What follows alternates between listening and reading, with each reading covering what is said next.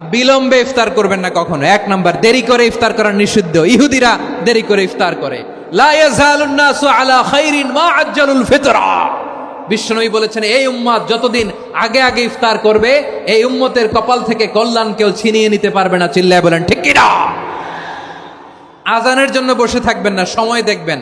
স্থানীয় সময় যখন সূর্যাস্ত হওয়া মাত্রই বিসমিল্লাহ, খেজুর খেয়ে ফেলবো। পারবেন তো নাকি দেরি করবেন?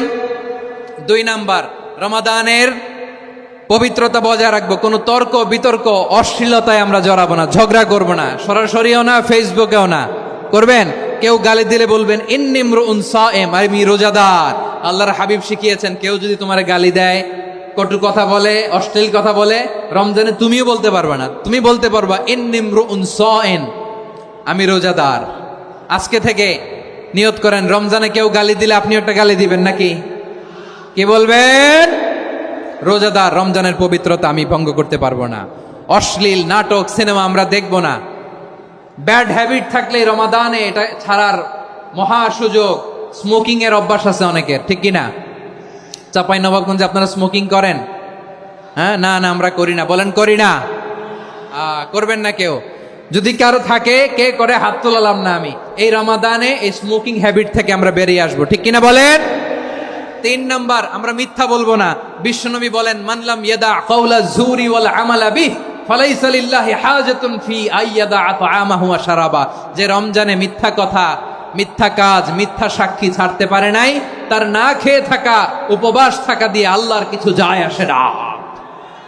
এজন্য মিথ্যার সাথে আমাদের কোনো সম্পর্ক আছে? মিথ্যা বলবো না। চার নাম্বার, অপচয় করব না। ইন্নাল মুবাযযিরিনা কানু ইখওয়ানাশ শায়াতিন ওয়া কানা শাইতানু লিরাব্বিহি কাফুরা।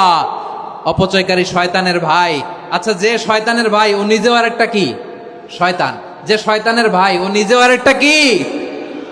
অপচয় করব না। ইফতারি করতে যে আমরা অনেকে অপচয় করি, এগুলো করবেন আপনারা না। অপব্যয় করব না। 5 নম্বরে, রিয়া, লোক দেখানো ইবাদত আমরা করব না। লোক দেখানোর জন্য নামাজ, রোজা, জিকির, তেলাওয়াত, দান, সদকা এগুলো করলে আল্লাহর দরবারে এগুলো কবুল হবে।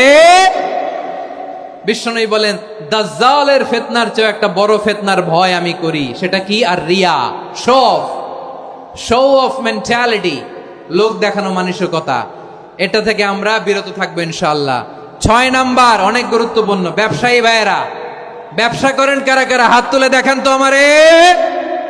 মাশাআল্লাহ, হাত নামান। ব্যবসায়ী ভাইয়েরা, অনেক অসাধু ব্যবসায়ী আছে, রমজান আসলে নিত্য প্রয়োজনীয় পণ্যের মূল্য বৃদ্ধি করে দেয়। এরকম আছে না নাই? এগুলো করবেন না। মজুদদারি করবেন না। পণ্যের কৃত্রিম সংকট বাজারে করবেন না। আপনি লাখ টাকা কামায়া ভাবছেন যে রোজাদারদের কষ্ট দিয়ে ধনী হবেন। এমন রোগ আল্লাহ আপনারে দিবে, কোটি টাকা দিয়েও আপনি হাসপাতালের বিল পরিশোধ করার ক্ষমতা আপনার হবে না। খবরদার। শেষ বয়সে দেখবেন কি কষ্ট আপনার হয়। আপনি রোজাদারদের কষ্ট দিয়েছেন, আল্লাহ আপনার সুখে রাখবে? আল্লাহর দোহাই লাগে, আমার ব্যবসায়ী ভাইয়েরা এটা করবেন না। আরব বিশ্বে আমরা দেখেছি, আরব বিশ্বের ব্যবসায়ীরা সারা বছরে ব্যবসা করে, রমজানে ভর্তুকি দেয়।